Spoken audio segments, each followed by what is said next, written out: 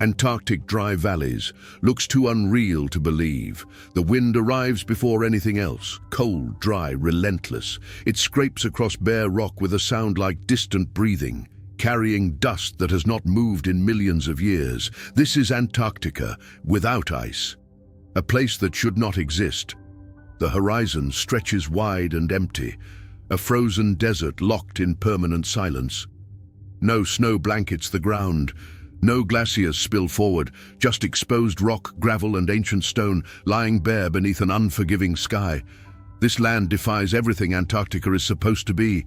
Here, in the heart of the coldest continent on Earth, lies one of its greatest paradoxes, a desert so dry, so barren, that snow can fall and never melt, yet never accumulate.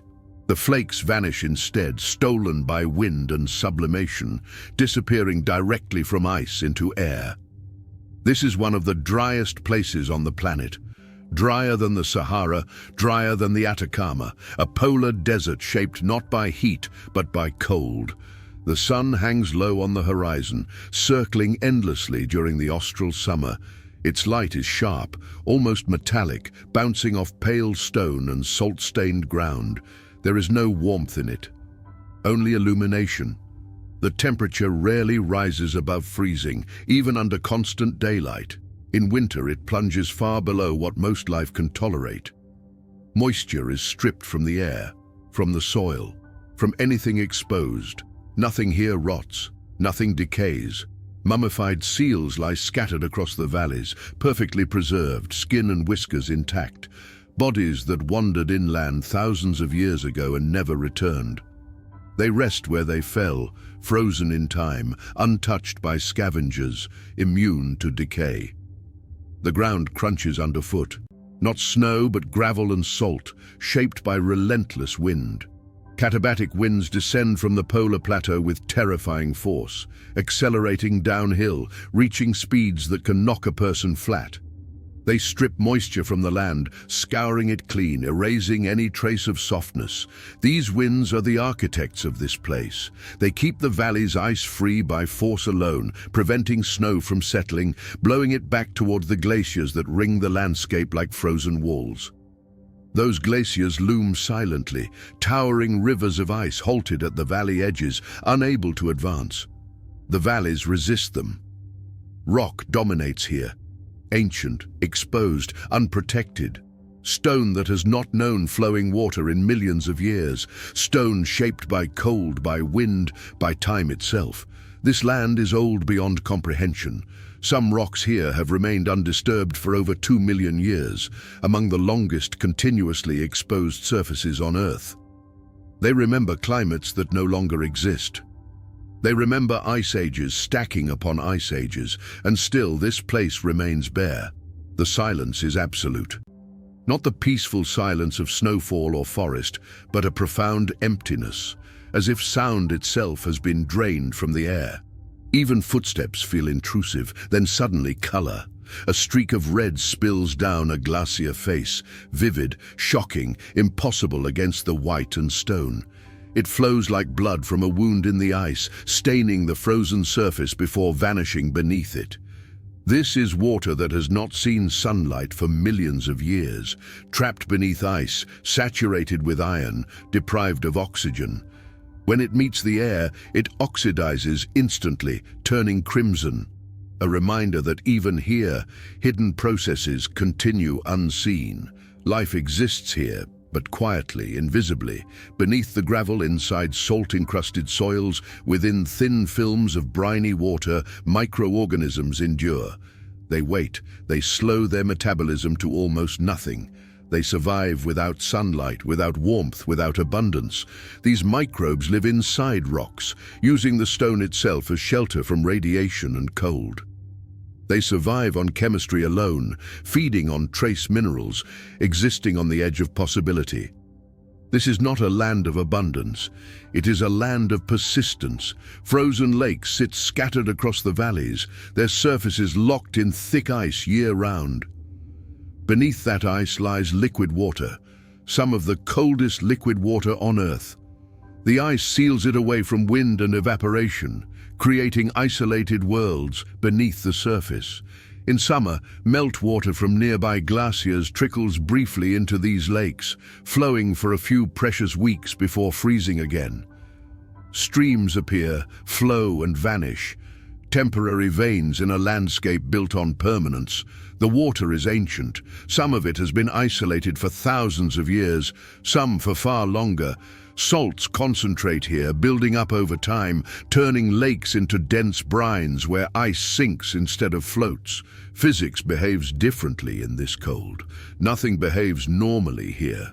The mountains surrounding the valleys rise like ruins of another world, jagged, wind-carved, stripped bare. They block moisture from reaching the valleys, creating a rain shadow so extreme it starves the land completely. This is Antarctica's secret interior, hidden from satellites, invisible in imagination.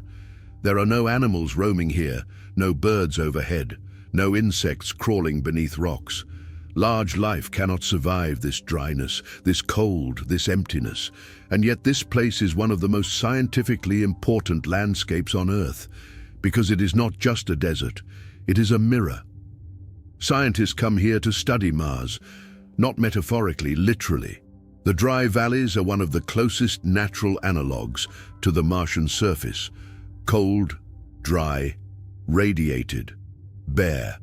The same processes that shape this land may shape other planets. The same forms of life that survive here may hint at what could survive elsewhere. If life can endure here, it may endure anywhere. Time moves differently in this place. Without decay, the past lingers. Footprints can remain for years. Objects stay where they fall. Nothing erases history quickly here. The light shifts slowly as the sun circles the sky, never setting, never rising fully. Shadows stretch long and thin, crawling across the valley floor like living things. The temperature fluctuates slightly, barely noticeable, but enough to crack stone, to stress ice, to remind the land it is still changing. Despite its stillness, this place is alive with motion, subtle, slow, relentless. Glaciers grind imperceptibly forward. Winds carve rock grain by grain. Ice expands and contracts, splitting stone silently over centuries. This is erosion at its most patient. Standing here, the scale overwhelms. The human presence feels temporary, fragile, almost absurd. Technology offers little protection. The cold finds every weakness. The dryness steals moisture from skin and breath. Even sound behaves differently, flattened, swallowed by space. At night, darkness finally arrives. The sun dips below the horizon and the temperature drops sharply. Stars emerge with brutal clarity, unfiltered by atmosphere or moisture. They feel close, too close. The ground radiates cold upward. The air grows sharper, harder to breathe.